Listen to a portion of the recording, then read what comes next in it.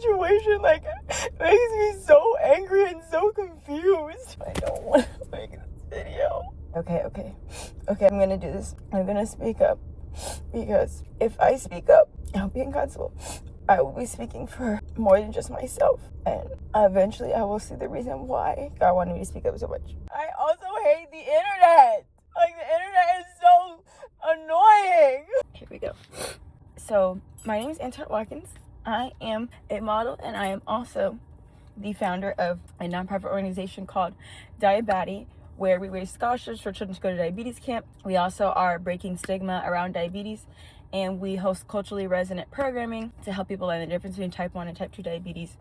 And I started this organization at the age of 19 in 2019. There is a lot of stuff going on the internet right now about the trademark of the term Diabaddie, and just a lot of confusion and people going back and forth and arguing and being mean to each other. And it has been a lot for me to watch, because before the term Diabaddie got popular, I started it as a term to recognize a baddie with a broken pancreas who just so happened to grow up going to diabetes camp and wanted to raise scholarships for children to go to diabetes camp.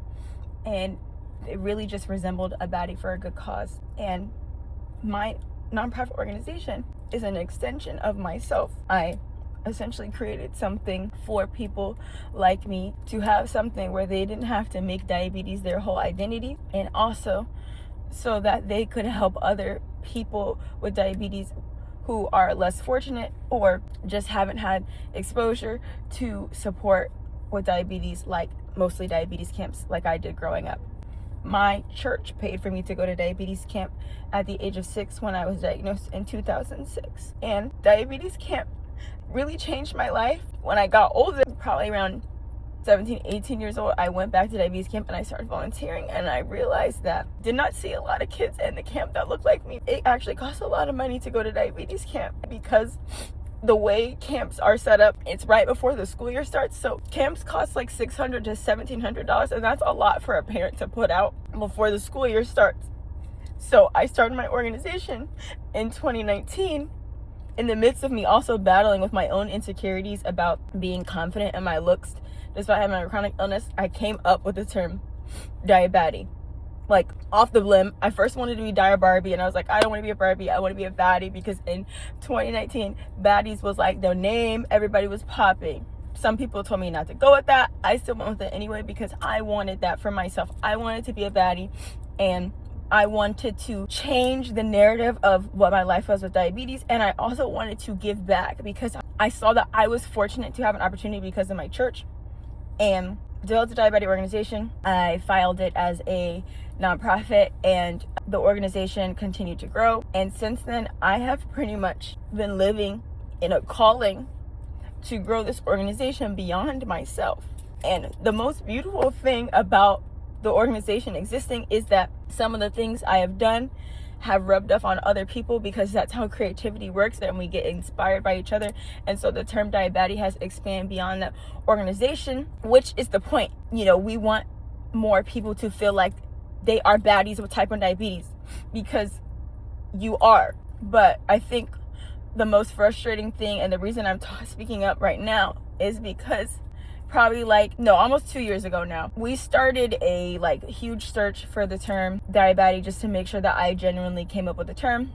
Once we finished that process, then we went forth with trademarking the programs of the organization to protect the mission and the narrative behind what being a Diabaddie means, and the programs of the organization, so that anytime someone uses the term Diabaddie, that all of the support and the awareness from the word goes back to the community directly. Since after that, we had actually already submitted our trademark at the end of June, and it got processed at the top of July. And it was coincidentally at the same time that a influencer went onto a TV show called Love Island and decided to basically say that they're a Diabaddie, because they are, like, a baddie with type 1 diabetes.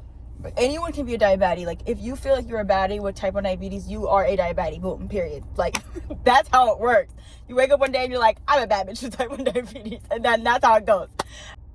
But yeah, coincidentally at the same time, our trademark was going through to protected programs and the mission of the term. At the time, our attorney was giving us advice to basically, now that the trademark has been approved to go through, you need to reach out to other people who are using the term and just like let them know that, hey, we do have the term trademarked. The term was originated with us. However, we do want to collaborate with anyone using the term Diabaddie because we believe in the mission, and if they align with the mission, we would love for them to connect with us to see about opportunities to expand the Diabaddie impact without taking scholarships away from the children. And the only way we can expand is by having more people believe in the mission and spreading the mission beyond just one person, which is why the term was trademarked for programs and not trademarked to a person and like a specific piece of merch. So at the time, we had reached out to a brand that unfortunately I don't think they understood at the time what we were saying, and they responded negatively, and they went on and made videos about our organization that caused people to send me it caused people to respond to me in a way that was really inappropriate. People telling me that they hope I die, they hope that my business goes bankrupt, or just crazy things that like at the time I really was emotional about, because I was really confused, because I have sacrificed so much of my life for this organization to grow something, to live beyond my own lifetime. And so I say all this to say that the Diabaddie website is now live. There's lots of information on there for you guys to date back to the year and the purpose and the time in which Diabaddie started and how it's evolved to now. And there's also opportunities for more people to get involved in the mission. I think as a Black woman and a Black creator and a woman in general, it is hard for me to watch a lot of things go on around something that I created be so negative, because it is like, it's just hard. It's a piece of my heart that I am giving to the world, and I'm just like physically, virtually, internetly watching it get beat up and thrown away and tossed around, just not in the best light. And that has been really hurtful for me. And I'm not gonna lie, it has made me shut down for the past year, and I have to apologize to the Diabaddie community directly for the lack of engagement, especially in our programming, because we didn't send any kids to camp this year because we spent so much money on legal fees and are still spending so much money on legal stuff, trying to battle a lot of the things that are going on behind the scenes with people fighting over a term that is generally for everyone. And hence why the trademark we have, in which the Diabaddie Organization owns the trademark Diabaddie, we own it for a mission and for a purpose for everyone. And so I have not spoken with my PR team about this. Like, this is me just giving it to you guys raw. I really don't know how this is going to be processed, but I just hope that me telling the truth sets the organization and the community free from whatever negativity is surrounding it, because that is not the purpose of Diabaddie. And as someone who was diagnosed with type 1 diabetes myself, as someone who is a Diabaddie, as someone who refers to them as the OgDiaBaddie, I do not support bullying. I do not support tearing other people down.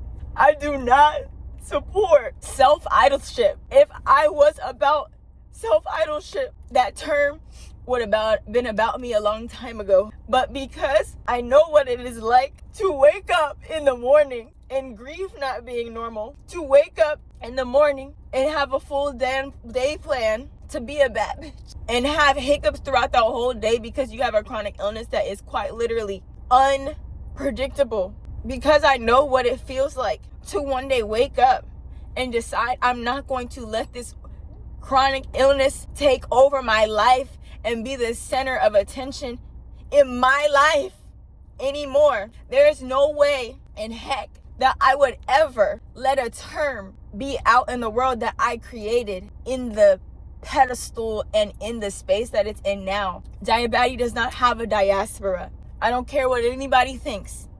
It don't belong to one diaspora. Diabaddie does not choose people based off how they look, where they live, what their followers are, who they're connected to, how much money's in their pocket, how privileged they are, how unprivileged they are. Diabaddie is a person who wakes up in the morning and says, I am just a baddie with a broken pancreas. I'm not going to let this chronic illness take over my whole damn life. And on top of me not letting this illness take over my whole life, I'm also going to give back to other people and help other people coming up behind me to make sure that they feel like they're diabaddies too. And that's